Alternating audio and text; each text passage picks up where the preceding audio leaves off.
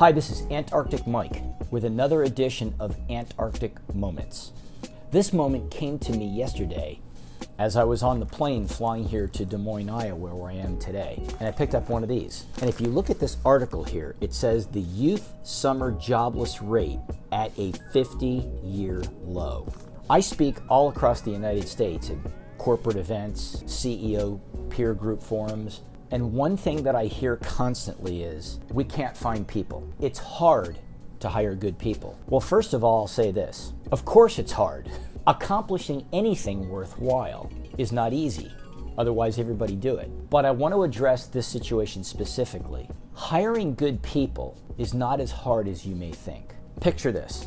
The people you want to hire, whether they be factory workers, machine shop operators, salespeople, operations people, finance people, no matter who you want to hire, you have to understand this. Those people that you really want to hire tomorrow are currently working today. They're not sitting around waiting for our phone call. So what we have to do is we have to put something in front of them that gives them a compelling reason to say, call him, call her, I've got to find out more. Now think about what most companies put in front of people to get their attention in terms of piquing their interest to possibly pursue the possibility of working for that company in question. They put things in front of people that sound like this. Our company's been around for 500 years. Our founders are really smart. They went to Harvard. Our customer service people never sleep because they care about our customers so much.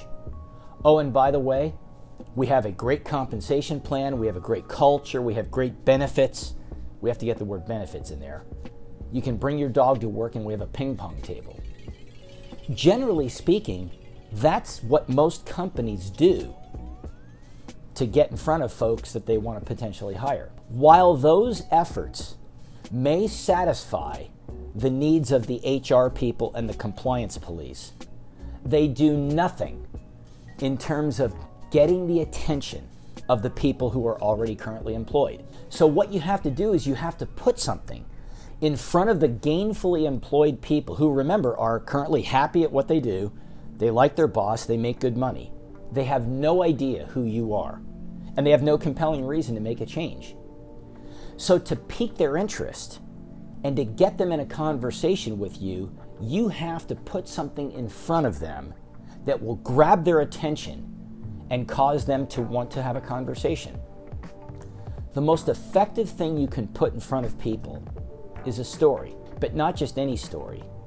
Not a story about how great your company is and how long you've been around. Rather, it's a story of impact. Because if the story of impact that's put in front of them is a bigger impact than the current situation they're currently in, they'll notice. And they'll say, call him, call her. I need to find out more about that story. Let me give you a really good example. I was in St. Louis, Missouri about 3 months ago. I had a number of speaking engagements there during the week. And I met somebody who worked at a company called Cambridge Engineering. And they said, you've got to visit this company. They are different. So I had some downtime, so I got an invite to go see what this was all about. Now keep in mind, this is St. Louis, Missouri. Cambridge Engineering is not changing the world in some astronomical way. They're not sending anybody to Mars or Jupiter. They're not curing incurable diseases. Cambridge Engineering makes heaters. You heard me right, heaters.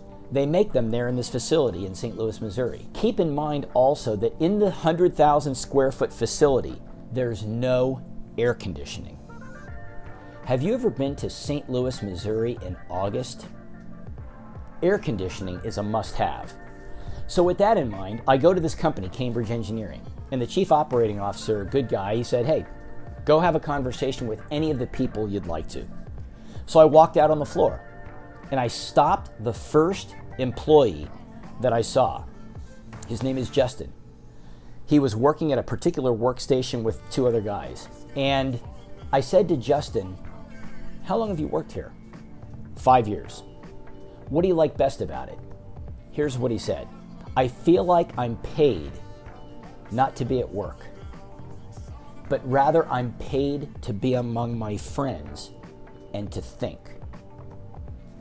This is a guy working in a factory, essentially, in St. Louis, Missouri, with no air conditioning. Keep in mind, these are not highly compensated people who are working out on the floor of Cambridge Engineering.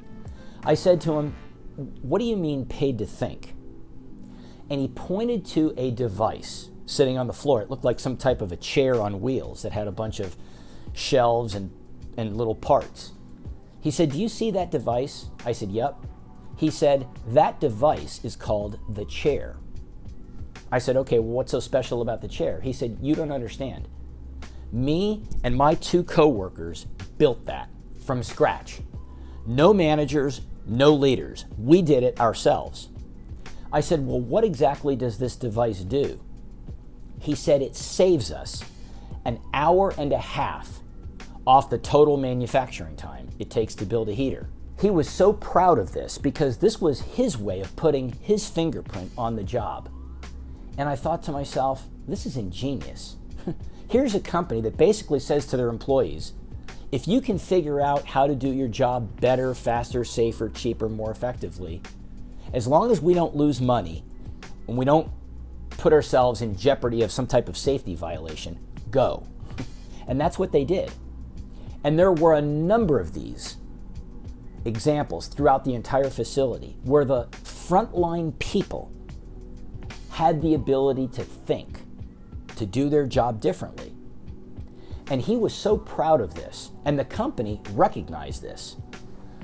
And I thought to myself, how many companies out there have a story like this?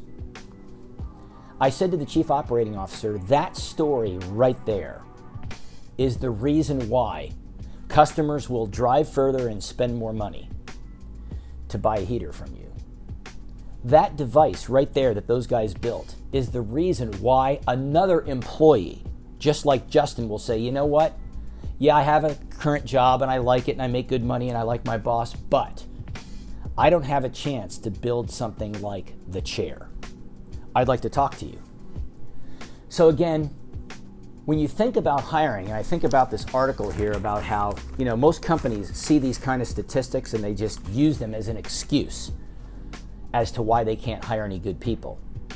In reality, if you have a good opportunity for people, you've got to showcase that in the form of a story and put that story in front of the people that you'd really like to talk to. Because if the impact of your story is big enough, it will get noticed.